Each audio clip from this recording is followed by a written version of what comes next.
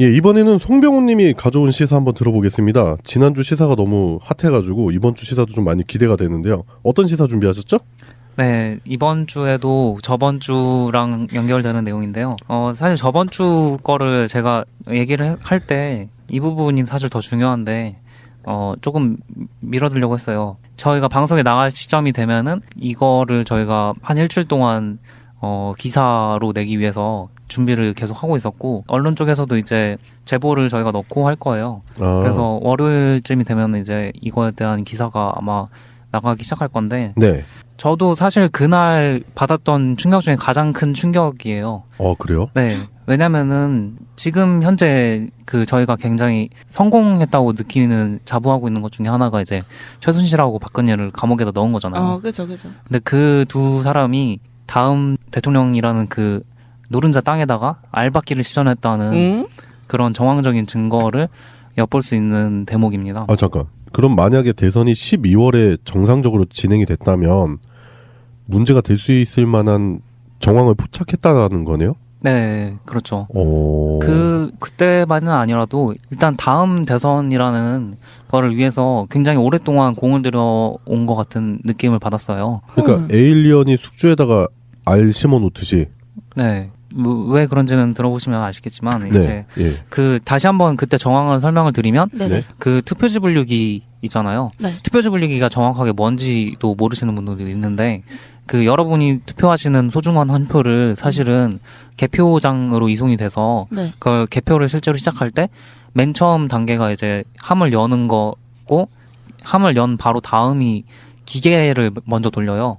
그 기계가 투표지 분류기고, 그렇게 한번 돌린 투표지 기계에서 1, 2, 3, 4로 후보별로 표가 분류가 되면 그 다음번에 그 표를 이제 또 지폐 세는 기계에다 넣고서 심사집계부에서 그걸 확인하게 되어 있어요. 네. 그래서 사실상은 기계로 인해서 모든 게 처리가 된다고 보시면 되는데, 일단은 사람이 그걸 직접 세어보기 전에 이 투표지 분류기를 사용해서 먼저 처리를 하기 때문에 사실상은 이 투표지 분류기가 굉장히 중요한 역할을 하고 있어요. 네. 네. 그런데 이번 대선 때 사용되는 투표지 분류기에 제어하는 노트북에 들어가는 프로그램, 그 프로그램의 소스 코드를 본 사람이 선관위 직원 외에는 국민 중에 저 하나라는 것 때문에.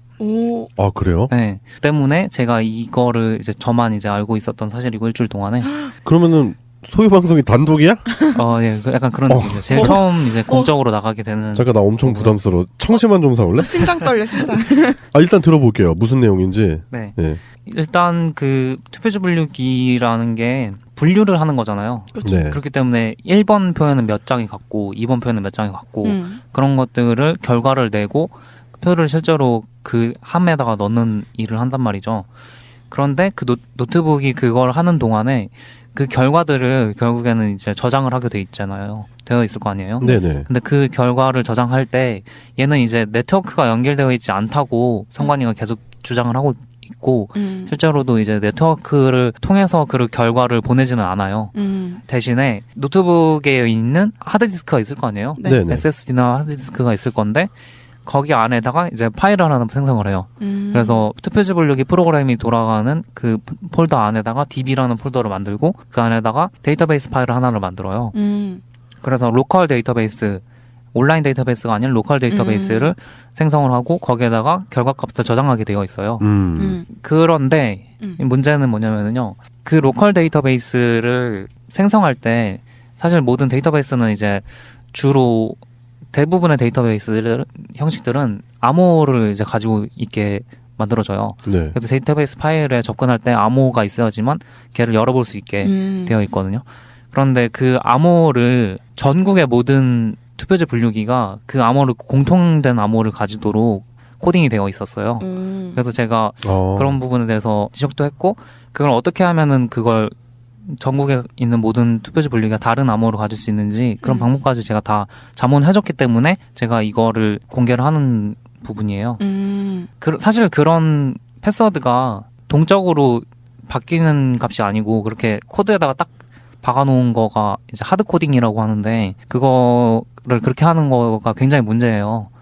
왜냐면은 이 투표지 분류기 소스 코드 자체가 비주얼 베이직 닷넷이라는 코드로 되어 있는데 비주얼 베이직 닷넷이라는 거는 디컴파일러라는 프로그램에다가 exe 파일을 그냥 그대로 넣으면은 걔의 소스 코드를 원본 소스 코드를 100% 그대로 볼 수가 있어요. 오. 그렇기 때문에 만약에 그 프로그램을 탈취를 하게 되면은 그거를 디컴파일러에 돌려서 그 데이터베이스 암호를 바로 알아낼 수가 있고 그러니까 너무 위험한 그거죠. 네. 보안도 보안이 엄청 너무 취약한데? 네. 그러니까. 네. 생각보다 굉장히 취약한 거예요. 거의 뭐 대학교 과제 수준 오.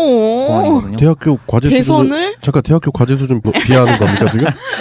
제가 대학교 과제로 냈던 것도 이런 식으로 DB는 저장 안 했어요. 아 그래요?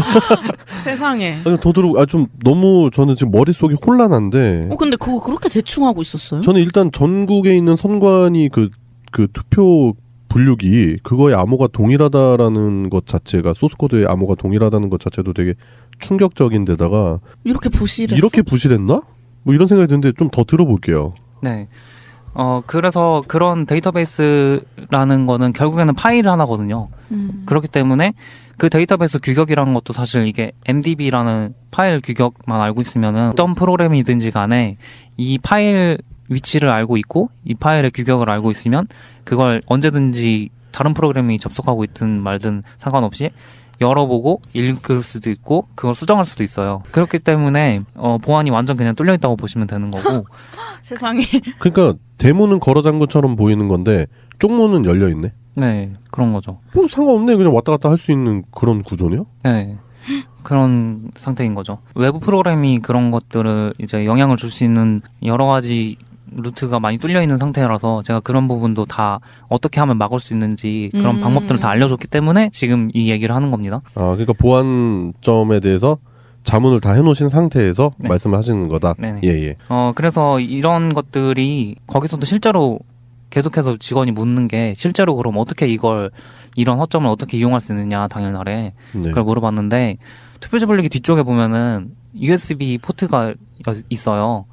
USB 포트가 노트북 네네. 보시면 아시겠지만 양 옆이랑 네, 다 뒷부분 같은 데 있잖아요. 네네. 근데 오히려 투표지 분류기에 들어간 노트북은 양옆이랑 뒤에는 없고 투표지 분류기 본체 뒷부분에 그게 있어요. USB 포트가. 어딘지 알겠어요, 저는. 네. 그거를 노트북을 사용하는 사람이 모르게 뒤에서 USB 같은 걸 딱 꽂고서 가도 사실 모르는 지점에 있어요. 그렇죠. 네. 그걸 도대체 왜 그렇게 설계했는지는 잘 모르겠어요. 뭐야? 그런데 그런 식으로 일부러 그렇게 멀리다 포트를 설치해놨더라고요. 실제로 근처에 있는 사람은 안 보이고 네. 누군가 의도해서 뭔가를 할 수 있기 좋은 환경이 조성되어 있는 거네요. 그렇죠. 그 기계가 그렇게 커요?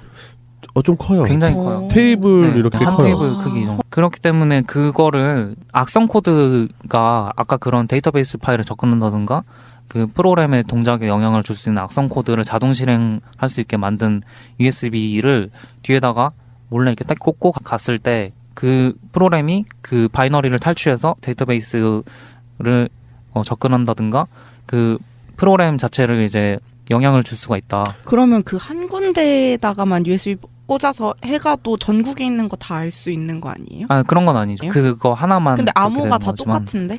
그렇죠. 암호가 다 똑같기 때문에 그 암호를 미리 알고 있다면은 그니까. 훨씬 더 악성 코드를 만들기 쉬워지는 거죠. 잠깐. 제가 여기서 소설 하나만 좀 쓰고 갈게요. 제가 지난 총선 때 개표 참관을 했다는 거 아닙니까? 네. 그죠. 그 투표 분류기가 자주 고장나요. 맞죠? 송동님도 심지어? 봤죠? 네, 저도 굉장히 자주 좋아요. 고장이 나는데 그러면 이제 선관위 직원들이 초동 조치로 뭘 하냐면 그 스프레이 타입의 에어브러쉬로 한번 불어줘요. 뭐 과열돼서 그런 건가 아니면 먼지 때문에 그런 건가 불어주는데 안 되면 AS 직원이 들어옵니다. 외부인이 들어온다는 거죠. 근데 그 외부인이 들어와서 수리만 하고 가야 되는데 다른 일을 한다면 헐. USB를 갖고 들어오는 건 수색을 안 하거든요. AS 너무- 직원은 뭐야? 프리패스예요. 너무 그 AS 직원이 선관이랑 그게 확인이 되면 그냥 경찰도 수색 안 하고 그냥 바로 통과가 되고.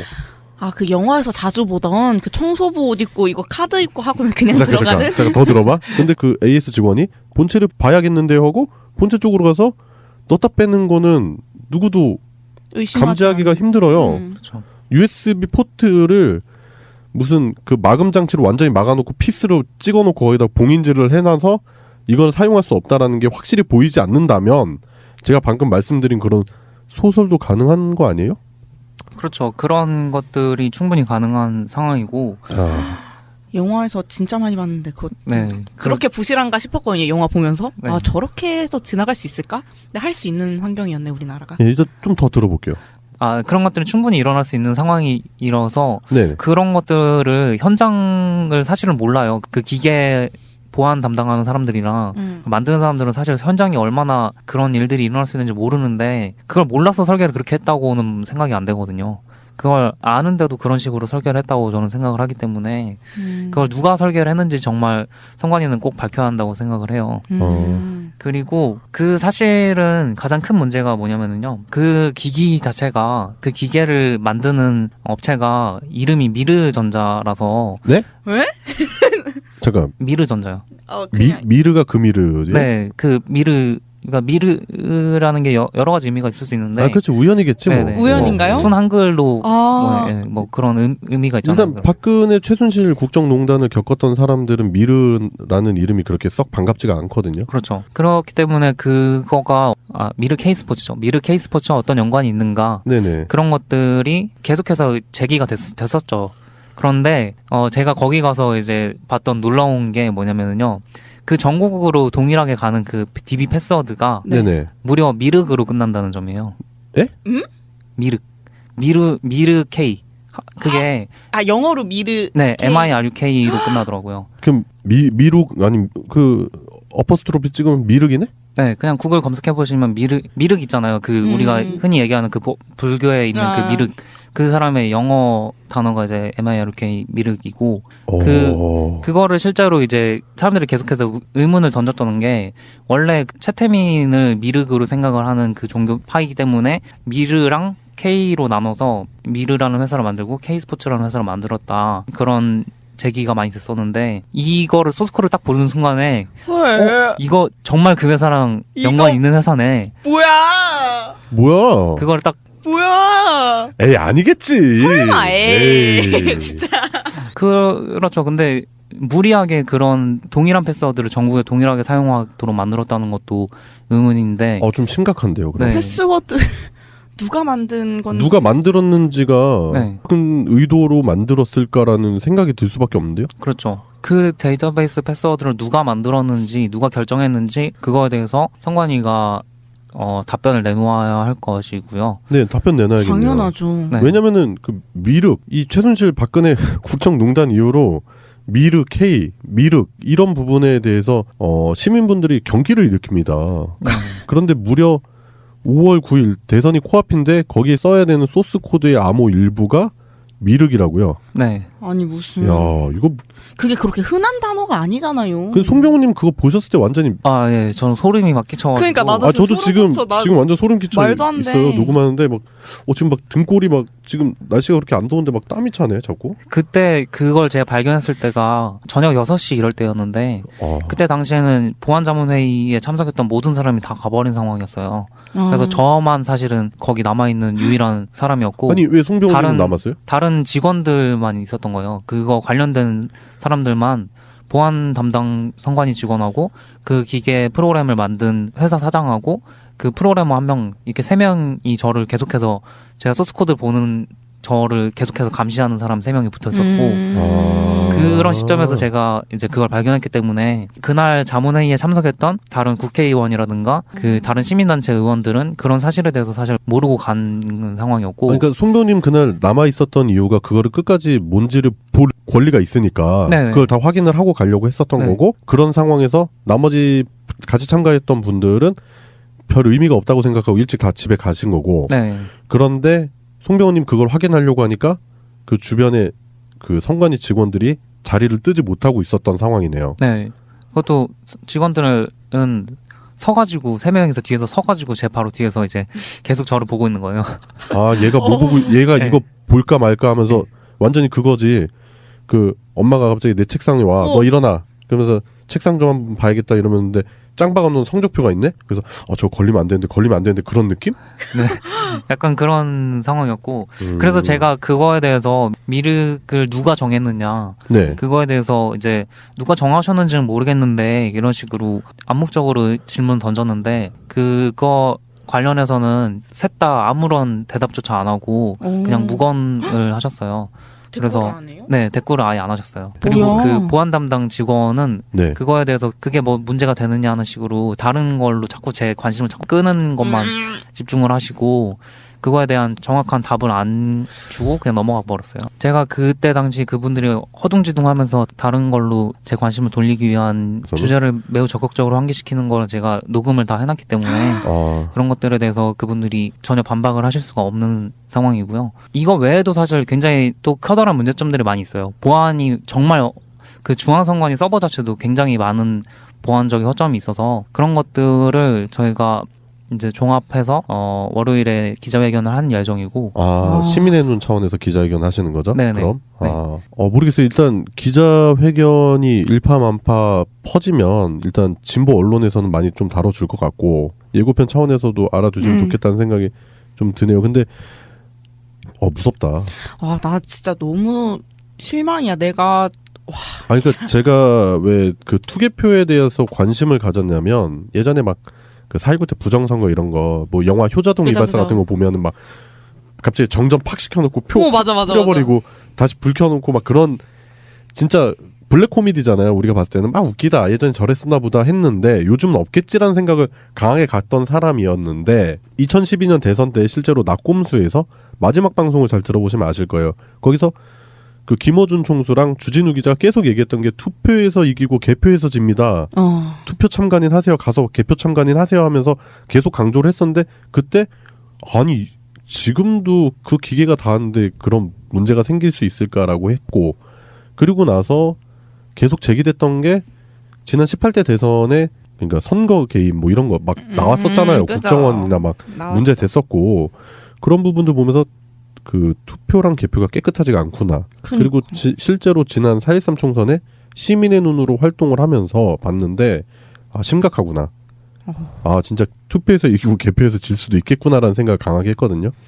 뭐 물론 그런 거에 관해서 이제 시민의 눈 회원분들이나 아니면 송병훈님이랑도 개인적으로 디스커션 했는데 그런 와중에 들으니까 이거는 진짜 간담이 서늘해지네요. 진짜 무섭네. 진짜 소름 돋아요. 이건 야당 측뿐만 아니라 지금 모든 후보들 정당에서 이건 좀 강하게 문제 제기해야 되는 부분 아닌가요? 네, 지금 그렇지 않아도 저희가 이런 부분에 대해서 지금 다른 지역에서도 사실 그 제보들이 있었어요. 사실 굉장히 교묘한 방법이잖아요. 그렇죠. 교묘한 방법으로 대선에 개입을 할 거다라는 것들이 주요 정당으로 제보가 간 게 있어서 저희도 그런 것들에 같이 동참을 해서 이런 것들을 문제 제기를 할 예정이고요. 지금 당장 제가 이제 그런 것들에 이제 미팅이 잡혀 있어가지고 네.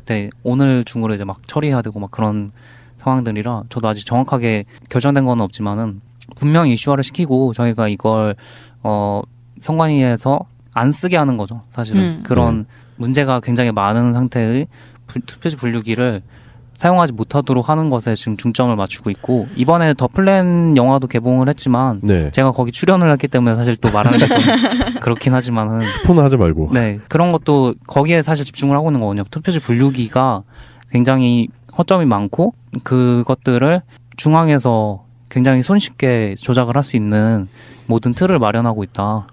그런 것 때문에 지난 총선에도 봤는데 너무 비효율적이에요. 지금 현재 투표 개표 진행 과정이 투표소에 이제 투표 참관인이 들어가죠. 그럼 투표를 하잖아요. 그럼 거기서 바로 까서 그 투표 참관인이 개표 참관인이 돼가지고 개표하면 됩니다. 그러니까 투표 진행 요원이 개표 진행 요원이 돼서 하면은 비용을 더블로 들일 필요가 없다니까요. 비용 절감이 어마어마하게 줄죠. 그리고 그 투표함 이송하려는 거 다 돈이잖아요. 다 유류 때 써야 되잖아요. 차 불러야 되죠. 사람 있어야 되죠. 그 인건비 다 줄일 수 있어요. 그리고 또 체육관 같은 거 임대해야죠. 그런 거 없어도 돼요. 큰 공간이 필요하지 않고 현장에서 바로 거기서 수개표로 집계를 해가지고 넘겨주고 계속 카운트해서 더 하면 되는 거잖아. 그 선진국은 다 그렇게 하는데 왜 우리나라만 그런 문제가 많은 투표 분류기를 써야 되고 제가 실제로 현장에서 봤지만 고장이 엄청나. 뭐 이딴 기계가 다 있나 싶을 정도로 고장이 많이 나더라고. 그러니까 이거 왜 이래요? 그러니까 고장 났어요. 그럼 어떻게 고쳐요? AS 기사 들어와야 된대. 이게 뭐 하는 짓이야. 아니 그리고 그 체육관에서 한 명씩 이렇게 다 정리하는 것도 그냥 단기 알바 쓰잖아요. 그렇죠. 그거 그냥 애들 제 친구들도 많이 갔는데 그냥 야 하루 만에 하고 그냥 밥만 세면 돈 많이 준대 이러고 많이 가요. 그러면은 그냥 졸면서 하고 그냥 하다 떨어뜨리고 그냥 다 그러면서 하는 거예요. 그리고 가방도 다 갖고 들어와.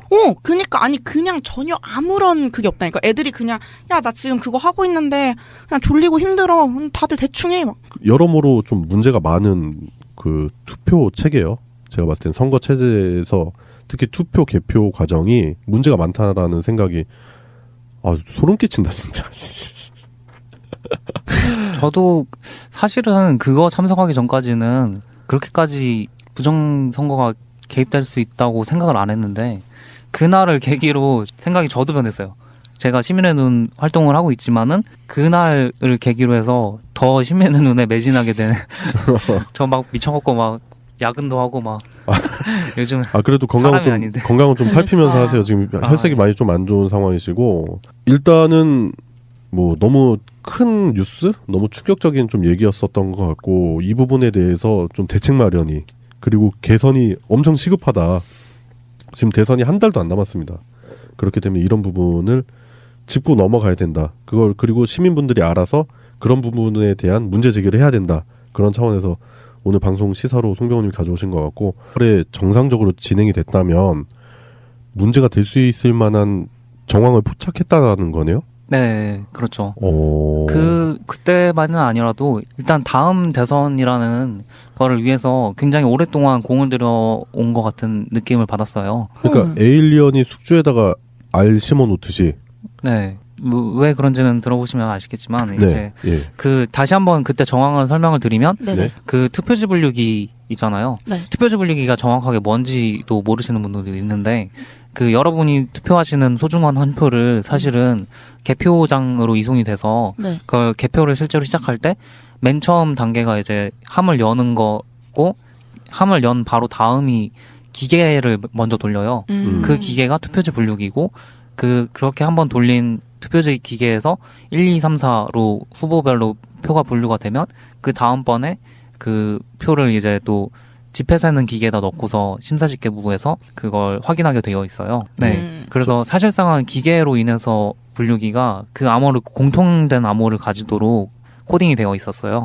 그래서 제가 그런 부분에 대해서 지적도 했고 그걸 어떻게 하면은 그걸 전국에 있는 모든 투표지 분류기가 다른 암호를 가질 수 있는지 그런 방법까지 제가 다 자문해줬기 때문에 제가 이거를 공개를 하는 부분이에요.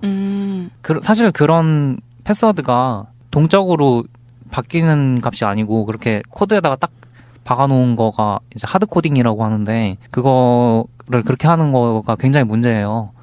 왜냐면은 이 투표지 분류기 소스 코드 자체가 비주얼 베이직 닷넷이라는 코드로 되어 있는데 비주얼 베이직 닷넷이라는 거는 디컴파일러라는 프로그램에다가 exe 파일을 그냥 그대로 넣으면은 걔의 소스 코드를 원본 소스 코드를 100% 그대로 볼 수가 있어요. 그렇기 때문에 만약에 그 프로그램을 탈취를 하게 되면은 그거를 디컴파일러에 돌려서 그 데이터베이스 암호를 바로 알아낼 수가 있고 그러니까 너무 위험한 그거죠. 네. 보안이 엄청 너무 취약한데? 네. 그러니까. 생각보다 굉장히 취약한 거예요. 거의 뭐 대학교 과제 수준 하는 동안에 그 결과들을 결국에는 이제 저장을 하게 돼 있잖아요. 되어 있을 거 아니에요. 네네. 근데 그 결과를 저장할 때 얘는 이제 네트워크가 연결되어 있지 않다고 선관위가 계속 주장을 하고 있고 실제로도 이제 네트워크를 통해서 그 결과를 보내지는 않아요.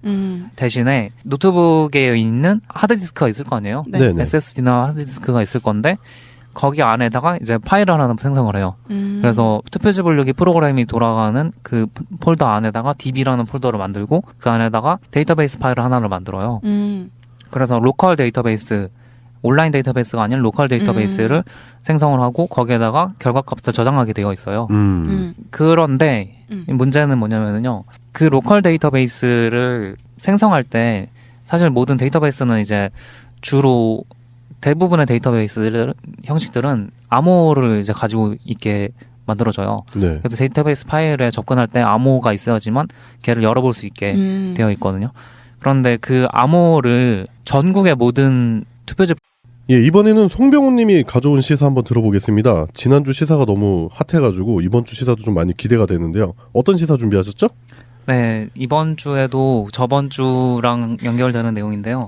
사실 저번 주 거를 제가 얘기를 할 때 이 부분이 사실 더 중요한데, 조금 밀어두려고 했어요. 저희가 방송에 나갈 시점이 되면은 이거를 저희가 한 일주일 동안 기사로 내기 위해서 준비를 계속 하고 있었고, 언론 쪽에서도 이제 제보를 저희가 넣고 할 거예요. 그래서 월요일쯤이 되면 이제 이거에 대한 기사가 아마 나가기 시작할 건데, 네.